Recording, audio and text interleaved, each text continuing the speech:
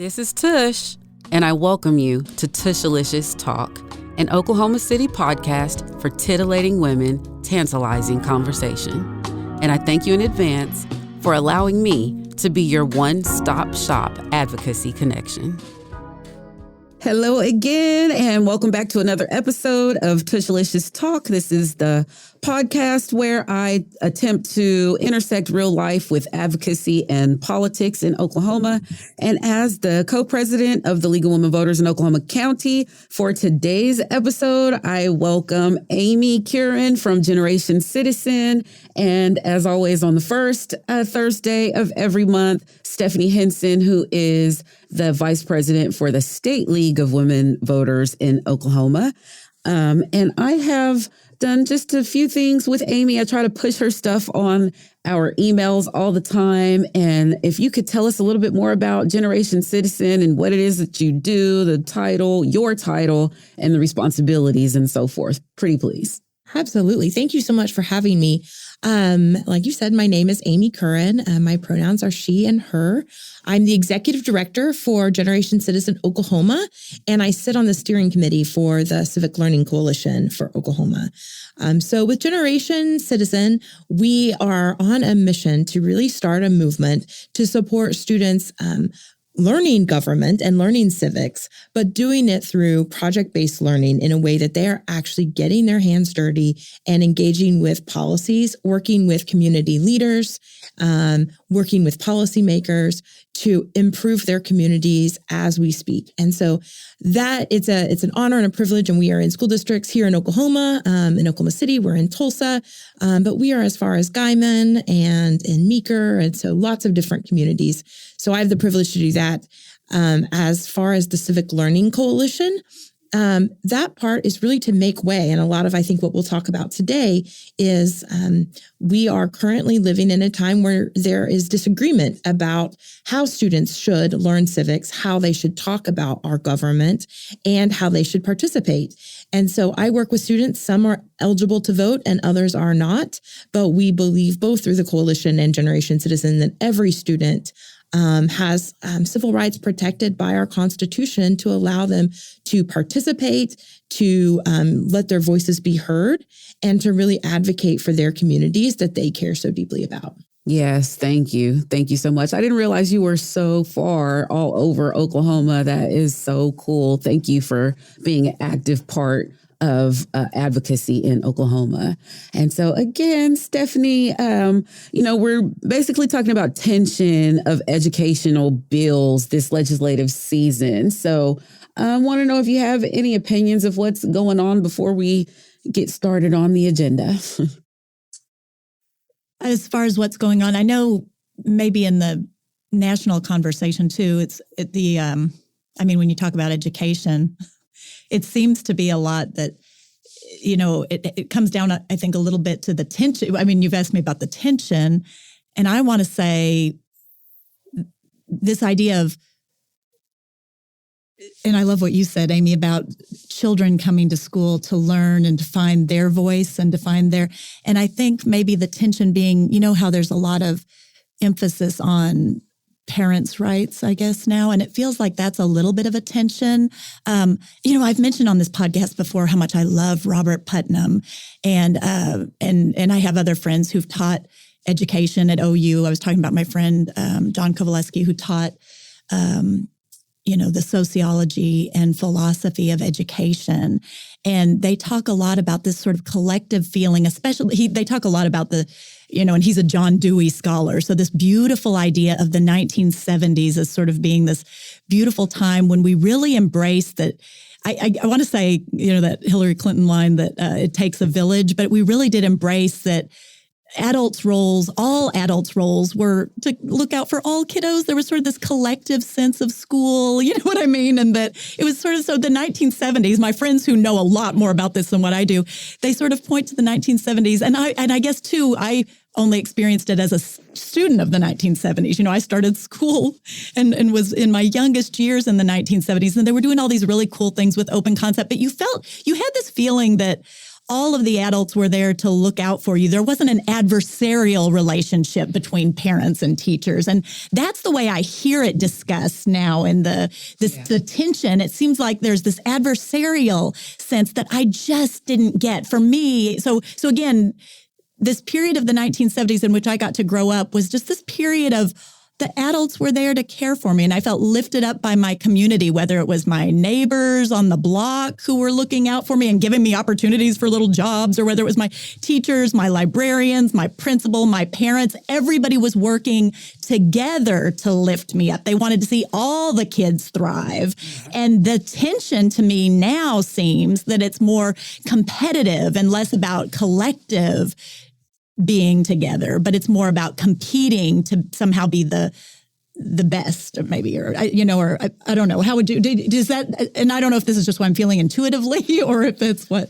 Well, I think I have the advantage of both working with teachers and students across the state and raising two boys that are in high school. One thing that I thought was interesting, well, first, let me say, I think we have to be careful about letting that narrative go too far because it's really not based in reality. And there was a lot of research done during COVID and post-COVID about who do parents trust.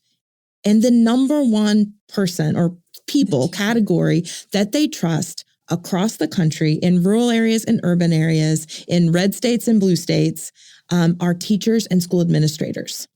And so the trick is that there is some, along with that data is the information that while they trust their teachers and their administrator, they're not so sure about a district that's nearby that has students that are different than them. And so it's not that parents and teachers aren't trusting their schools. They're trusting theirs. They just are hearing, I think, so much negative rhetoric that it causes them to think, well, this isn't happening in my school, but we should sure protect the parents' rights in this other school.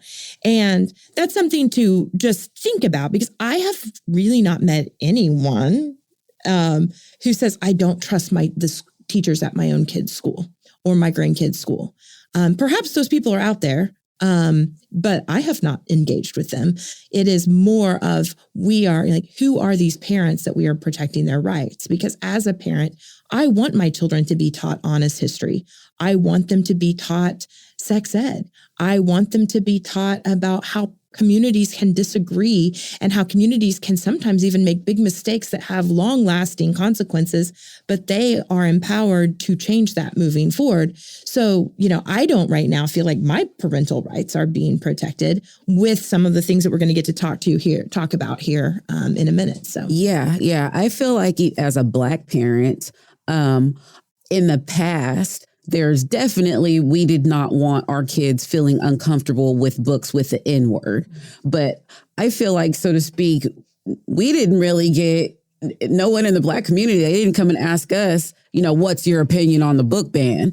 So somehow it feels like a little bit of a Trojan horse somehow, as far as there's like this animosity or this supposed animosity between parents and teachers, because I don't really see it existing either, because nowadays you don't even, when we were kids, we did read books with the N word, but nowadays you don't even read it anymore. So I'm very confused as to a lot of the book bans and why they are taking place, because I'm with you. I don't see a lot of people saying, oh my God, don't let my kids have access to a book. So not to mention that if you ban a book, just like if you ban anything, that's one way to get more students to read it. That's right. So, it's really not doing anything. Yeah.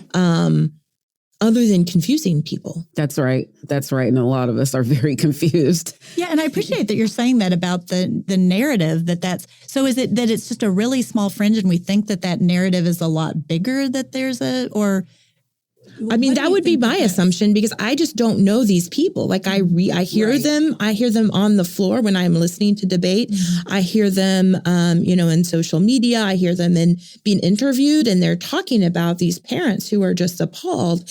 And yet when they're asked to show said parent, there is no one there that they are showing. Yeah, that's kind of what I meant by a Trojan horse, but I'm not really sure what it's a Trojan horse to. It seems like there's definitely another agenda, but it's not up front and forward what it is. Well, it seems strange too, because it's typically, I'm a fifth generation Oklahoman, raised in Northwest Oklahoma. I understand the values of conservatives and moderate conservatives in this state, and it's small government. And this is the opposite of small government. This is big government. This is government getting involved in everything down to the, daily agenda of our teachers, which is one of the laws that we'll talk about here in a minute. That is absolute government overreach by the way that I understand Oklahoma values as I've lived here for 5 generations. So it is confusing. Yeah. And I'd go so far as to say it's asinine. Yeah. So I do want to discuss the difference between education secretary and superintendent of education, like as far as the roles go, because we have a situation right now to where our superintendent is also the education secretary. And I tried to see if that has been the case before in Oklahoma, and I have not been able to find that has been. Do you know if it has been a thing before? I can help answer that question. So no, the governor has the ability to select, I want to say like around 28 secretaries, and they can range from various different categories. And they put their cabinet together based on what they need. The idea, my understanding is the idea of like a secretary of education comes because we elect our superintendent of public instruction as a state. Some states don't do that. Some states, they're appointed. Since we do that, there becomes a tension. Like if you have one party or one political view of education in going one direction and then another, then you would appoint a secretary of education to help mediate that. Right. That's the most positive way I can put it, but would do that. What was interesting was we had a Republican superintendent of public education in Joy Hoffmeister. And then we had a Republican governor. Right. You would think that would all work out, but the two of them did not see eye to eye. In fact, she ended up ultimately switching parties and running against him. But when there was that disagreement, then the governor made the decision to appoint a secretary of education.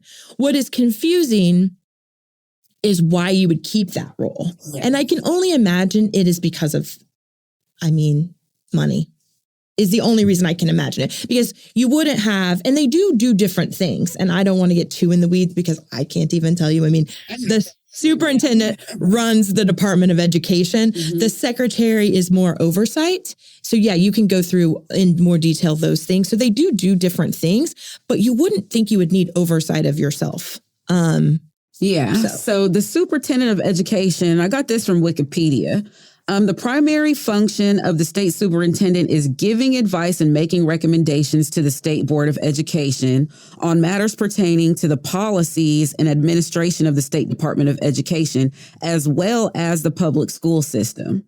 Their responsibility is also to interpret and implement the policies of the State Board of Education, and then they advise the district superintendents of the schools on questions as to the powers, the duties, and the functions of the school district officials. Then they have administration, coordination, supervision, promotion, evaluation, and improvement of educational programs on their plate. And there's a lot more responsibilities. These are just the ones that I thought were most prevalent. Then as far as the education secretary goes, that person is chiefly responsible for ensuring accountability and performance from the educational system from early childhood programs on up through college and VOTEC and so forth. They oversee all of the libraries in the state, which I thought was very interesting, and is responsible for ensuring that teachers are appropriately prepared to perform their duties. They monitor the effects of the local school districts to comply with the state standards. They make recommendations to the governor and to the legislature on methods to achieve an aligned, seamless system from preschool on through post-secondary education. And then they submit recommendations regarding funding for education and statutory changes to the Speaker of the House, the President pro tempore, and the governor. So it seems like they have a lot that intertwine with each other, but that they're two separate roles, because there is that fine line, and you want to make sure that one is actually over giving the advice while the other one is actually ensuring the accountability. And so, for anyone listening, what we have right now is a situation where the person that just became the superintendent, they were previously they were previously the education secretary. Technically, that position ended on January the 9th, or that term position ended on January the 9th. And they have been recommended by the governor to be the education secretary again while being elected as the superintendent of education. And so they're getting two different paychecks from our tax dollars for both roles. But the interesting thing about it is that the Senate has to confirm and approve, if you will, who the education secretary is, whereas the public decides who the superintendent of education is. And as of today, and again, that term ended on January the 9th, the Senate still has not endorsed this person as the education secretary. And so that further leads to my confusion as to why. Why is this? Do we know for sure that he's still getting both paychecks? I do not. What I read, it said that he was, but I was not actually able to confirm that. I read it in the newspaper that he is getting both paychecks, but I was not able to verify it for myself. Yeah.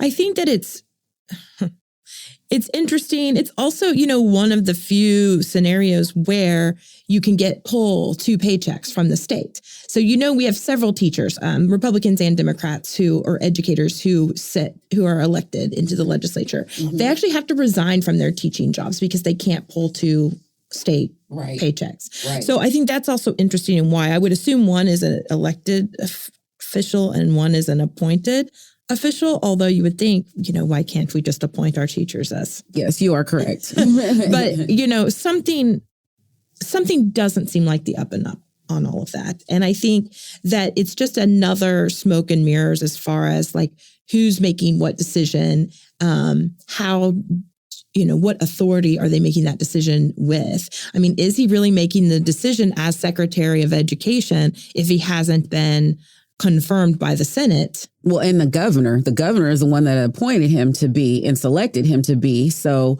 how is it that there's that tension between the Senate and our governor? Like what? I don't know. I just thought it was extremely interesting. I'm definitely going to dig into it some more and see if I can find the answers. And what I actually Googled was, does the education secretary have influence upon the superintendent of education? Because then I could see if there's supposed to be some type of influence, why the Senate would be reluctant to confirm to have the same person as the superintendent and the education secretary. Yeah. So with lots of bills that have been going on this legislative season, not just in Oklahoma, but all over, like Stephanie was saying, there's the parents' rights. We're supposed to be focusing on the parents' rights and the students' rights and the civil rights and so forth. And we've got the transgender sports law. And then, of course, all of the book bans. We're still dealing with the critical race theory issues, which was actually from last legislative season, but we're still trying to figure out how it's going to be implemented this season. And so I also read this other article from Oklahoma Policy Institute, and it said that Oklahoma Attorney General Jentner Drummond issued an opinion today that the State Department of Education can only promulgate administrative rules in situations where they are instructed or authorized to do so by the legislature. Functionally, this opinion means accreditation rules approved March 23rd by the State Board of Education concerning library books, sex education, and student gender and sexual identities are invalid and may not be enforced. The new rules are void. And so that's where I was hoping that you would have an opinion for me to latch onto as to all these, because I hate to say the word fight, but that's what it seems like, is there's been such a huge fight this legislative season between the civil rights of this person and the rights of this person and, the students and so forth. So are these rules going to be in effect this upcoming school year? Like, what is going to happen? I feel like you're asking me to read a magic, ball or something. No, I thought that was a great. I mean, I definitely agree with the opinion. Mm-hmm. So we'll start there. Okay. I do know, like, the backstory is there was no effort made by the superintendent of public instruction to work with the legislature. So what ideally would have happened, now this is whether you agree or disagree with these rules, the process would be that the superintendent would reach out to the legislators and say, look, I think we need to have a law that does whatever, protects, violates, right? However you want to put it. But that would be the process. And so, and then they would work to do that. And then what happens when you do that is you have the opportunity for different groups to comment on it, for different groups or different individuals to give their perspective, for it to actually be on the floor of both the House and the Senate for debate. I mean, these are basic democratic practices. Mm-hmm. He chose not to do those things. Mm-hmm. He chose to say, I don't care if the legislature is going to do this. I am now sitting in a seat where I will just make the rules. And once they're rules, you can't change them very easily. And so when it's a law, the next session, we can come back and say, look, we want to change this. We want to amend this. That is how democracy works. Right. So again, with my role with Generation Citizen, that's what we're trying to do, is teach people the process. It has nothing to do with whether or not you agree or disagree with these laws. It is an absolute, degradation to our democratic practices for him to do this. So I very much disagree with him taking that path. I agree with the Attorney General for doing it. But as far as what that means in practice, I have no idea. Because it's so confusing. Yeah. And you've got to imagine the State Department of Education, they work for the superintendent. Our state school board was appointed, most of them by our governor. Like, now we've got a situation of are you going to, stand by this, or are you going to back down? Mm-hmm. And our experience with our superintendent, Walters, is that he has not really backed down. And so the other thing that's kind of interesting is you talked about civil rights, and we do have a process where you can actually, file a lawsuit when your civil rights have been violated. Mm-hmm. And it goes through our court systems, it goes through district courts, and then it goes to the Supreme Court. Ultimately, someone's going to have to be accountable for that. And Drummond is the lawyer for the state. So it would be in his best interest. Like, this decision doesn't even really say, well, I agree or disagree. I mean, that's not his role with the rules. Mm-hmm. But he's like, I'm not going to defend our state violating these civil rights, especially when it didn't go through any kind of democratic channels. So to me, that there's some comfort in that at least somebody respects protocol and our democracy. And so in that specific instance, I think that it's, he did the right thing. I just don't know how that's going to play out, because we have had a series of breaking down our democratic practices to where now people who live in Oklahoma are unsure if those rights are even protected. Right. I have a question I'd like to pose to both of you right now, because several times as I'm hearing everybody speaking about this issue, and maybe it's the way I feel, but we've used the word confusing, uncertain. And is that perhaps part of the whole, do you know what I mean? Like, is the idea that everyone is left confused, parents are confused, teachers are confused, children are confused. And that in that confusion, we are afraid to take the beautiful risks that maybe we would take in a school in which you can feel like curiosity and exploration and adventure and taking risks is celebrated. Instead, we're so confused and we're so afraid, and we're becoming the fear of breaking a rule or being fired or being called out. I don't know. My question to you guys is confusion part of I believe so. I believe we're intentionally confusing people, and we're intentionally scaring and intimidating them. That's what I kind of that's kind of where I was going with the Trojan horse thing. And it reminds me of this term that I read before, trial by ambush, which is where in a courtroom, it's a tactic that lawyers use. And so the person that they're up against, the lawyer that they're up against and their client, they hit them with so many irrelevant things, but they try to make them seem like they're relevant, that the other lawyer is steadily spinning their head around trying to deal with the A, B, C, D, E, F, G of what has been thrown at them when there's really a whole nother agenda over here. But they're so busy, they have been ambushed over here and spinning their head over here that they don't even have time to see what's going on over there. And that's where I say, like, it does kind of feel like it's a Trojan horse for something else, but I just don't know what. And I definitely say that with my league hat off, because I have absolutely no proof of nothing, but it feels just so confusing is definitely the word for it. Like, we just don't know what's going on. We don't know what's going to happen. We don't know how this next school year is going to go. We don't know who has the rights to what. And I mean, even as far, my heart definitely goes out to the transgender students, because I definitely hear what they're saying as far as we can go to school and we can be ourselves no matter what religion our parents are at home, or, what our parents' beliefs are at home. If I feel a different way, I can go at school and be who I really feel like I am. And now if the teachers are required to tell the parents, oh, well, your child is coming to school in a dress, or your child goes by Andrea instead of Andrew at school.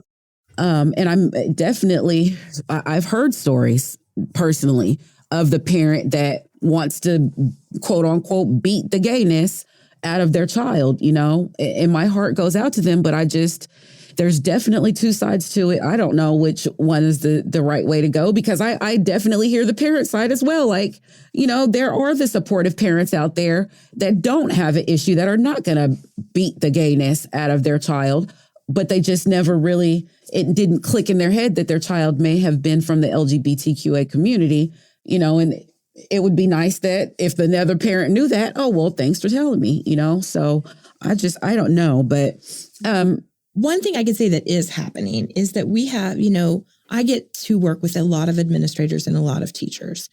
And while this chaos is happening, they are still creating safe, welcoming environments in their schools. They are still teaching honest history. They are watching, and they are making sure that they are following to the law but they are not. I guess I don't want people to listen in on this and think, oh my goodness, these schools, like, that's so sad and this is horrifying. Like, that's what teachers do. The thing that we're putting at risk are those teachers, like, A, leaving the classroom, B, having serious you don't out a student. Like, I'm not a teacher by trade. I just get the privilege of working with a lot of them. Teachers do not out students. That's not a thing, whether or not they agree with them or not. They don't. These are their children. So by putting these laws on the books in this way, it's basically asking all of our educators to go into the classroom every day, educate our students, take care of our students, meet their most basic needs, and try not to get arrested while you're doing it. Mm-hmm. And that's just not a fair place. And that's not an honest approach to a country who we say we believe in free, high quality public education for all of our students. Mm-hmm. That's not a fair place to put our teachers or administrators. And, but I watch them, they're working very hard. They're working with their colleagues, with their school boards. It's a very collaborative thing. And then we haven't even gotten into the school board stuff. That's a whole nother, there were a series of laws that would dictate how, having partisan elections around school boards, things like that. We need people who care about education and represent every perspective in the community sitting on our school board. That's right. We don't need a whole bunch of one party or a whole bunch of the other. We need people who represent all of them, because then they will make the best choices for the students in our schools. That they represent. I think you said that you have some updates for the bill so far that have been circling. Yeah, I mean, they're updates if you've not heard of them. I don't know that I have the most current, but there are a few, and I'm going to go ahead and give the bill name or numbers so that people can look them up. There's a classroom censorship bill, House Bill 2078, which decreases the time allowed to provide curriculum and lesson plans to parents. Essentially, last year there was maybe not last year, in the recent past, there was a law that was passed that if you have an issue with something that your students are learning at school, they have to show you the curriculum, the standard, and in the lesson plan how they taught that particular thing. And it was within a reasonable time was how they put it. This puts it into 5 days rather than just the reasonable amount of time. And they have to provide it to the school board members. So to your point earlier, the problem is not that they're trying to hide and sneak things into their curriculum. The thing is, if they think something's going to get flagged and they've got a whole life or a second or third job and other things they want to do, they will be less likely to teach that concept because they are afraid that this might happen. And so it is waiting to go through, I believe, the Senate committees, education committees. There's one that House Bill 2546, which outlaws classroom instruction on sexual orientation or gender identity for grades pre-K through 5th grade. So we were particularly concerned about this when it was paired with the rules that Superintendent Walters had. But essentially, the language is very similar to that of Florida's Don't Say Gay law. So wanting to make sure that, essentially these students are too fragile and could be too harmed to talk about things like, basic biology for their own bodies. And then another one that is confusing to folks is House Bill 1397. It's mandating curriculum include a unit on the civil rights movement, providing a description of the curriculum, but it directs the state superintendent of public instruction to prepare and make available these materials. So essentially, instead of our teachers who are from various communities with various backgrounds, who know their students, who can prepare a lesson on the civil rights and how it most impacted their students' community, it would be lessons and materials that would come straight from the superintendent of public instruction. And that's what they would be required to teach. And so that is problematic for a couple of reasons, because once it gets to the floor, my understanding is that every educator, Republican and Democrat, have disagreed with this. But when you get down on the floor and they're debating and they're saying, you don't want civil rights taught in our schools, it puts you in a really bad situation. It's not that we don't want civil rights. Yes, please teach that. But let's trust our educators who know their communities, who are up on the best pedagogy and, strategies for teaching these hard lessons. Let's let them be the experts rather than having that just dropped on them. So those are a few that we're keeping an eye on. Cool. That's very interesting. I have one more. I'm so sorry. Oh, go for it. Because we're in Oklahoma, we don't get to not talk about guns. House Bill 2139 reduces the training requirements from 30 hours to 8 hours, allowing guns on school campuses if this policy is adopted by private schools or school boards. So essentially, a private school or a school board could say, yes, you're allowed to do this, and that would reduce the training to 8 hours, which is essentially just this is how a gun works. And then those guns would be allowed to be on campus with anyone who wanted to have them. And so that is something that's also we've been paying attention to and very concerned about, particularly with the horrible things that have happened even in recent weeks.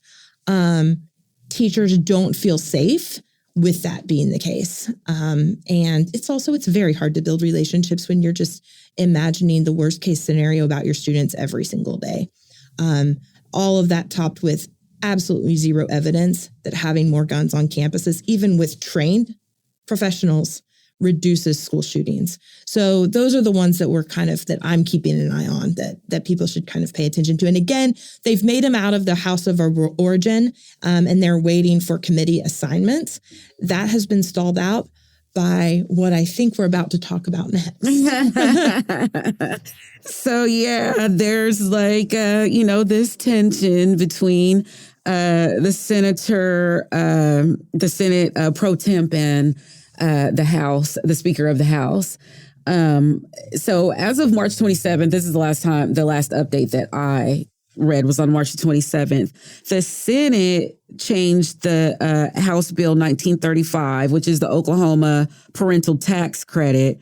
They changed the income cap on it to $250,000, which before anyone with any amount of income, if you were a millionaire, you could get this tax credit. And the Senate wanted to put an income cap on it so that basically we're giving this tax credit to people who need it. I know that's kind of disputed too, $250,000 in income. Do you really need it? But that was the premise behind it. And then House Bill 2775, which is the teachers' pay bill, it raised the pay raises from $2,500 up to $6,000. And so if for anyone who doesn't know, when a bill is going through the legislative process, it comes from either the House or the Senate, and then it gets approved, and then it has to go to the other one. So if it came from the House, it has to go to the Senate, and then it also has to be approved to the Senate, and then it goes upwards from there. So the Speaker of the House, McCall, he told the Senate that they need to hear the package that the House presented as it was, or anything that the Senate sends over to the House is going to automatically die. They're not going to work with them at all. And, that just within itself is not good leadership, in my opinion. And I definitely hate to say it like that, but we're in an era, like I was saying earlier, where we're supposed to be focused on nonpartisanship. So, and have, kind of seeing the humanity in other people and having other people's backs no matter what, and trying to come to a middle so that we can be a better Oklahoma, be a better United States, be a better world. So if you put that hard end on, if you don't do what I'm telling you to do, then we're not going to help you at all. Where are we going with this? So yeah, definitely want to know your opinion on this, Amy and Stephanie. What's funny is I was just thinking, we were talking, my book club, Mabel Bassett the other day, we got to talking about Hobbes and Leviathan and might is right. And you know what I mean? Like the philosophies of, and this is what, for some reason, this kind of, which is exactly like you were saying, it's kind of the opposite of what you're talking about, the way we come together and deliberate, or, in this, I don't know, it makes me think of that might is right era. Is that part of the tension too that we're talking about? Not only are we all confused, but whether it's guns or ultimatums or behaviors that feel, mine is bigger than yours, kind of like, I don't know if that's I think one way to, leadership in both chambers are close to terming out, if not terming out. And I assume want to continue in politics. So, one way to think about it is, we know what will help our schools. We know that we need more resources. So whether that comes through, supporting our teachers more, classroom supplies, buildings, safety, however you want to look at it, we need more resources in our schools. We also have collectively decided, based on who was elected, that many people, I disagree with them, feel that it is okay. It is within our laws to use private or public money for private education. Those two things are deeply in tension right now, because one, if you do that, you're going to take away resources, right? No matter what. So agree with it, disagree with it, it will take away resources. So what we have to do is they have to come to some agreement on how are we going to get enough resources that people are okay with the fact that we're going to take some away. And so it's all going to the same thing.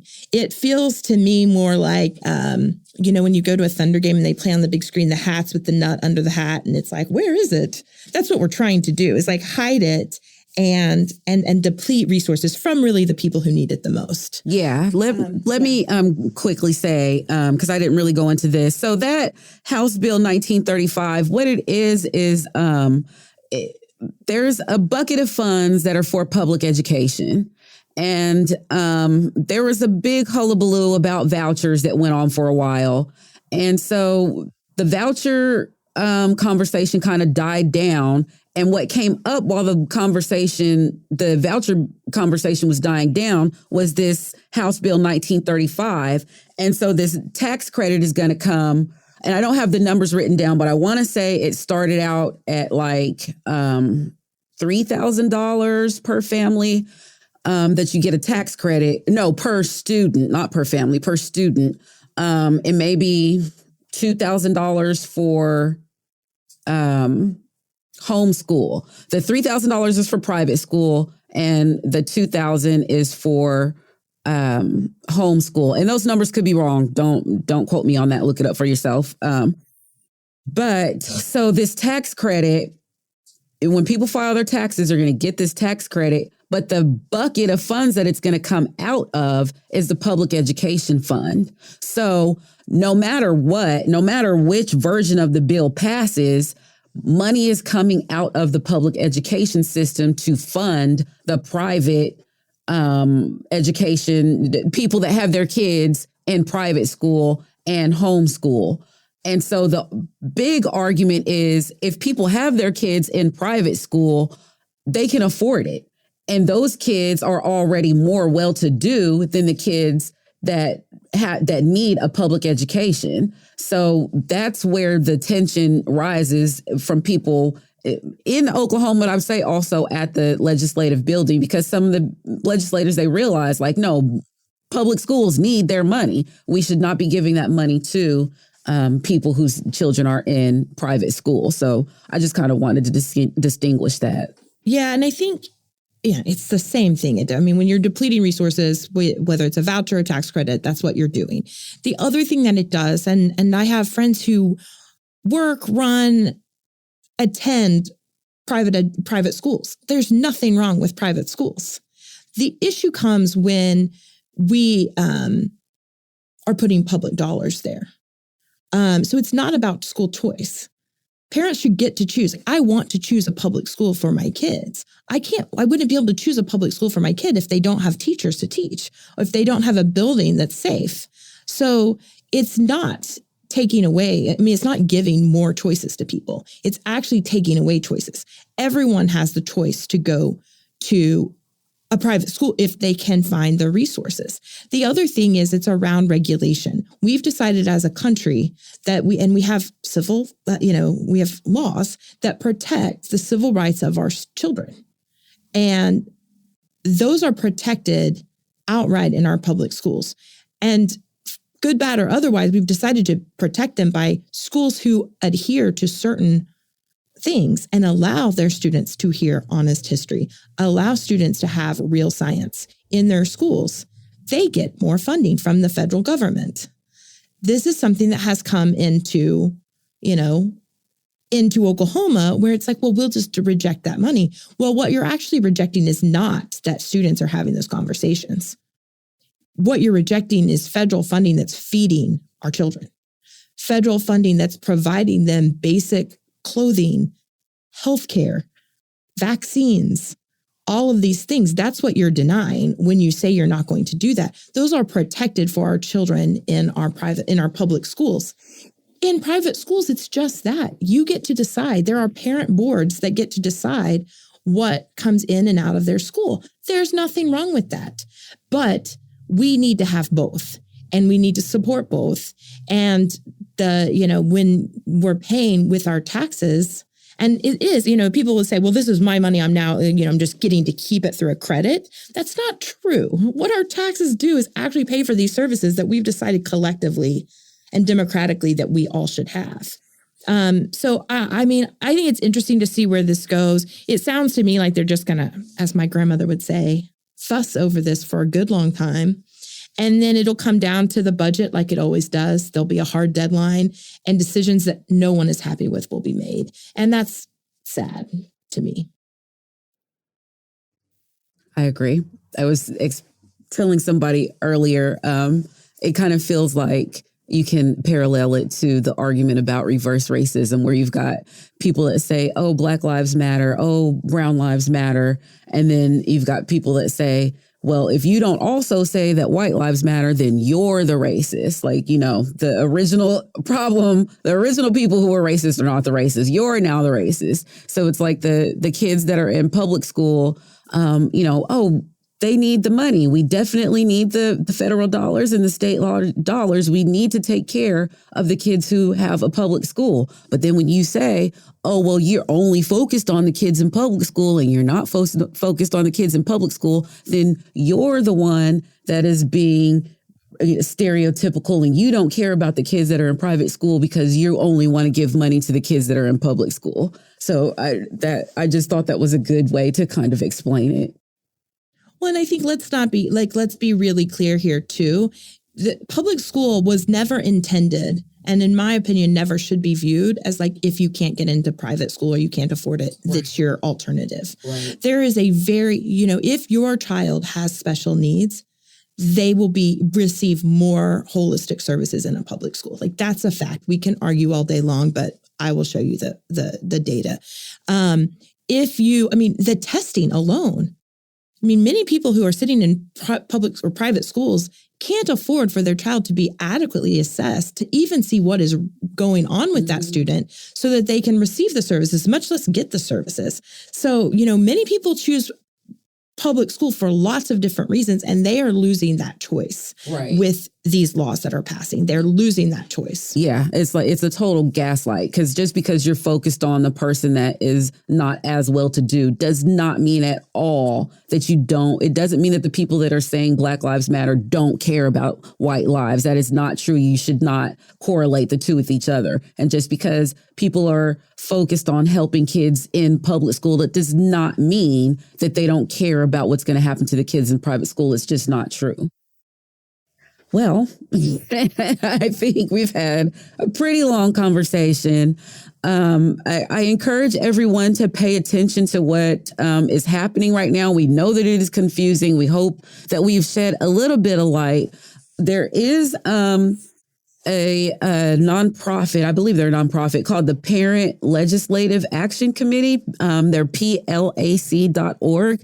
They have a lot of good information on their website, and they have a day at the Capitol on April the 10th from 9 a.m. to 2 p.m. So that would be the perfect time to go talk to your legislators, get a little more information, give your opinion on everything that we're talking about and even more, and just simply say, hey, I'm this person, I live at such and such and such, and this is where I think Oklahoma legislators need to do with our tax dollars. Can you think of any other days at the Capitol, Amy or Stephanie? Well, we did mention that since this is going out to league members, that May the 4th and May the 9th are both days that we'll be at the Capitol advocating with. On May the 4th, it will be advocating with Oklahomans for criminal justice reform. And on May the 9th, we'll be there with Oklahoma Policy Institute. So please put those dates on your calendars. I will be there. Amy? Yeah, I have one, and I will share the link with you. Generation Citizen we have some research that came out recently, and we're hosting a series of events. There's one on April 19th at 5 p.m. Central Time. It's online, so you can watch it from the comfort of your home and actually participate in it. But it's generational equity in coalition building. And this has to do with education, because you talk to a lot of people, and if their kid is not in school or their grandkid's not in school, they don't really know what's happening, which is part of the problem. And I admit I was like that a little bit before I had children. I didn't realize it. But it's really important that we see, intergenerational support for all of these issues. And so this workshop is going to help kind of train. So during this 3-part series, participants will have an interactive opportunity to learn, practice, and build new skills drawn directly from our most recent research and report, Beyond Passing the Torch: Recommendations on Leveraging Age Diversity to Build a Stronger Democracy. So if you're looking for some additional resources, it's across the country, there'll be people participating. So I would encourage people to participate. It's a bit.ly link. It's bit.ly/generational equity and civics. I'll just share that. And if you want to put it in the chat of the wherever that we could definitely do that. We could definitely do that. And so, if you guys go 2 days at the Capitol, the League of Women Voters of Oklahoma County will also be at Belle Isle Library on April 12th between 6 and 7 p.m. with Oklahoma Policy Institute, talking about some more things. Hope to see you there. Thank you so much for listening, and we will see you next time. Bye. Tushalicious Talk is part of the Breaking Ice, Building Bridges community podcast platform, brought to you by Possibilities, Inc.